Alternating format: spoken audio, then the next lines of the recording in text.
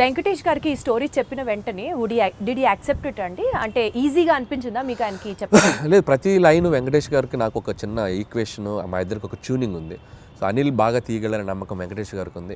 వెంకటేష్ గారు నన్ను బిలీవ్ చేస్తారో, ఆయనకి ఎలాగైనా ఒక పెద్ద హిట్ ఇవ్వాలనే ఒక కాన్ఫిడెన్స్ నాకు ఉంటుంది.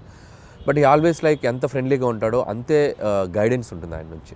సో ఎక్కడ కూడా స్క్రిప్ట్ ఎటువైపు వెళ్తున్నా కూడా అనిల్ అది చూసుకోమ్మా ఇది చేయి అది చేయి అని చెప్పి గైడెన్స్ బాగా చేస్తారు ఆయన. అలా అని వచ్చి నన్ను ఇన్సిస్ట్ చేయరు, ఇది పెట్టు అని ఇన్సిస్ట్ చేయరు. ఆ గైడెన్స్ ఎప్పుడు సీనియర్ యాక్టర్స్ బాలయ్యబాబు గారిని, వెంకటేష్ గారు, సో వాళ్ళ గైడెన్స్ అనేది ఇన్ని సినిమాలు చేశారు కాబట్టి వాళ్ళు చూడని స్క్రిప్ట్స్ కాదు, వాళ్ళు చూడని బ్లాక్ బస్టర్స్ కాదు. సో అవి మనం కరెక్ట్గా ట్యాప్ చేయగలిగితే సినిమాలు ఇంకా నెక్స్ట్ లెవెల్కి వెళ్తాయి. సో ఆ గైడెన్స్ ఎప్పుడు ఉంటుంది. సీనియర్ లెవెల్ ఆఫ్ హీరోస్ ప్రస్తావన వచ్చింది కాబట్టి యాక్చువల్లీ ఇప్పుడు ఉన్న ట్రెండీ డైరెక్టర్స్లో మీరు కానీ, డైరెక్టర్ బాబీ గారు కానీ, లేకపోతే గోపిచంద్ మల్లిన్ గారు కానీ, మీరందరూ ఇప్పుడు కెరియర్ పీక్లో ఉన్న డైరెక్టర్స్ అని అనుకుంటే ఒక్క తరం హీరోస్తోనే ఎందుకు చేస్తున్నారు? Not with the latest and of the heroes, because వాళ్ళందరూ పాన్ ఇండియా మూవీస్ చేస్తూ బిజీగా ఉన్నారు. సో మనకు ఆపర్చునిటీ ఇవ్వలేదు అని ఎప్పుడైనా రిగ్రెట్స్ లాగా అనిపించింది? ఎందుకు రిగ్రెట్? హ్యాపీగా వాళ్ళు పాన్ ఇండియా రేంజ్కి వెళ్ళి తెలుగు మార్కెట్ని పెంచి వాళ్ళు బిజీగా ఉండి ఫుల్ టాలీవుడ్ కలెక్షన్స్ అంటే చేయొచ్చు కదండి. వాళ్ళు ఇవ్వాల్సింది కాదుగా, మేము వాళ్ళని ఎగ్జైట్ అయ్యే కంటెంట్ చెప్పాలి. Vice versa. స్టార్స్ వచ్చి మాకు ఇచ్చేది ఏంటి ఆపర్చునిటీ? మేము వెళ్ళి వాళ్ళని ఎగ్జైట్ చేయాలి. అదే అలా పోనీ జరగాలంటే మేము వెళ్ళి ఎఫర్ట్స్ పెట్టి ఒక కథ ఇప్పుడు స్కేల్ పెరిగింది, స్పాన్ పెరిగింది. సో అంత స్పాన్ స్కేల్ మేము వెళ్ళి కథలు రాయాలి. నేను ఆ కథ రాసి వెళ్తే అద్భుతం. ఇప్పుడు ఎన్టీఆర్ గారు నాకు బాగా తెలుసు. టు బీ హానెస్ట్, తారక్ గారితో నేను ఒక 2-3 సినిమాలు చేయాలని దగ్గర దాకా వెళ్ళి మెటీరియలైజ్ అవ్వలేదు. సో నేనంటే ఇష్టం ఆయనకు బాగా.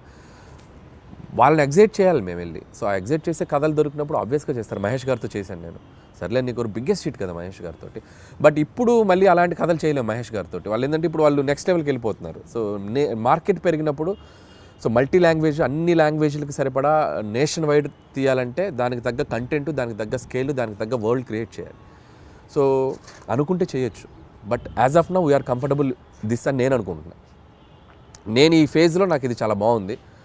ఖచ్చితంగా ఒక 3-4 ఏళ్ళ తర్వాత, 2-3 ఏళ్ళ తర్వాత ఖచ్చితంగా ఎప్పటికప్పుడు ప్లాన్ ఉంది, చేయాలిగా. అందరు హీరోలతో చేయాలిగా, ఖచ్చితంగా చేయాలి. చేస్తాం, డెఫినెట్గా చేస్తాం. మనకు అద్భుతమైన హీరోలు ఉన్నారు మార్కెట్లో.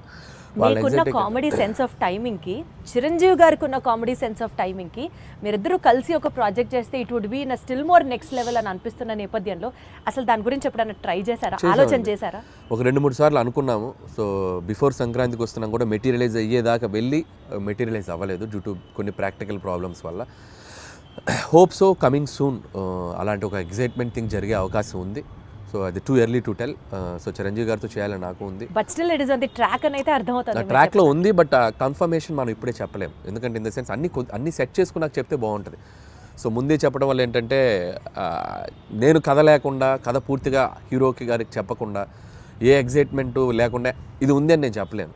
ఇద్దరు ఎగ్జైట్మెంట్లు అనౌన్స్ చేసామనుకోండి, కిక్ వేరు. సో అందుకని అది అంతా మెటీరియలైజ్ అయ్యాక చెప్తే బాగుంటుంది. Still we are in its very beginning స్టేజ్లో ఉంది. సో మీరు అన్నట్టు చిరంజీవి గారితో నేను అనేది చేయాలి అనుకున్న ఇది మాత్రం ఖచ్చితంగా డెఫినెట్గా మా ఇద్దరికి ఒక ఎంటర్టైన్మెంట్, ఆయనకి ఏం చేస్తే బాగుంటుందనే ఐడియా నాకుంది. అలాగే చిరంజీవి గారితో ఏం చేయాలి అనేది కూడా ఒక క్లియర్ పిక్చర్ ఉంది. సో డెఫినెట్గా ఇట్ విల్ బి లైక్ మీకంటూ ఫోకస్, విజన్ ఉంది కాబట్టి డెఫినెట్లీ అది ఎగ్జిక్యూట్ అవుతుంది వెరీ సూన్. ఈ సినిమా ప్రమోషన్స్ గురించి మాట్లాడితే అంతా యూనిక్గా, చాలా డిఫరెంట్గా ప్లాన్ చేయడం వాజ్ యువర్ చాయిస్ అండి, your idea, in fact your creative part. Especially Venkatesh గారు నేను పాట పాడతాను అన్నది ఎవ్రీ ఫిలిం అంటే నేను ఇప్పుడు కాదు, ఎవ్రీ ఫిలిం ఆల్మోస్ట్ F3 ముందు నుంచి కూడా, సరిలేరు టైం నుంచి అని చెప్పలేను కానీ F3 దగ్గర నుంచి కూడా భగవంత్ కేసరికి కూడా కొన్ని రీల్స్ చేశాను అమ్మాయిలతోటి. శ్రీలీల కాజల్తో కూడా చేశాను. బట్ ఈ సినిమాకి ఎక్స్ట్రీమ్ చేసాం. అంటే ఈ సినిమాకి క్రియేటివ్ పార్ట్ అంతా మీదేనా ఐడియా? లేదు, టీం ఉంది. I have a team. So digital team ఉన్నారు, వంశీ శేఖర్ అండ్ మనోజ్ టీం ఉన్నారు. బట్ నేను ఎక్కువ పార్టిసిపేట్ చేస్తాను. వాళ్ళు చేసిన దాంట్లో అవి ఇన్స్టెంట్గా నేను క్రియేట్ చేసుకున్నాను. వెంకీ గారు నేను అనుకున్న చేసినవి కొన్ని ఐడియాస్. వాళ్ళు ఏంటంటే నేను ఐడియాస్ చెప్పాక వాళ్ళు డెవలప్ చేస్తారు, వాళ్ళ దగ్గర ఏదంటే నేను ఇంకా బాగా డెవలప్ చేస్తాను. It's like mutual. But most of the time ఏంటంటే నేను ఎక్కువ ఇన్వాల్వ్ అయ్యి వాళ్ళని ఎంకరేజ్ చేస్తూ ఉంటాను. ఇలా చేసుకొని రండి, ఇలా అనుకోండి, ఇలా చేయండి. వాళ్ళు అంతే, అబ్బా అన్న సూపర్ అన్న, ఇది అదిరిపోయిందని ఇచ్చేద్దాం అని చెప్పి వాళ్ళు లైక్ ఇప్పుడు క్యాప్టెన్ ఉంటే ఎలా ఉంటుంది టీంలో, ప్లేయర్స్కి క్యాప్టెన్ ఒక ఎలా ఉంటుంది, అలా క్యాప్టెన్గా నేను వాళ్ళని మోటివేషన్ కానీ వాళ్ళని డ్రైవ్ చేయడం కానీ బాగా చేస్తుంటాను. కాబట్టి వాళ్ళు ఇంకా ఎక్కువ బాగా కష్టపడి పని చేస్తారు. సోషల్ మీడియా మొత్తం గోదావరి గట్టు మీద సాంగ్స్ రీల్ అసలు మారం రోగిపోతుంది. That it self shows the cinema is like super success already before the release. ఈ క్రెడిట్ ఎవరికి ఇస్తారు? సో భీమ్సేన్ అండి. 100% భీమ్స్ అండ్ రమణ గోగుల ఇద్దరికి సో ట్యూన్ లేకపోతే ఆ సాంగ్ లేదు, రమణ గోగుల గారు పాడకపోతే ఆ రీచ్ లేదు. అసలు ఆల్ ఆఫ్ అ సడన్ ఆయన్ని పిక్చర్ లోకి తీసుకొచ్చారు, all of a sudden it became a blast. All of sudden కాదు, ఇట్స్ లైక్ ప్లాన్డ్. ఒక మంచి వాయిస్తో వెళ్ళాలని మేము వెయిట్ చేసాం. ట్యూన్ ఎప్పుడో జూన్లోనే కంపోజ్ అయింది ట్యూన్.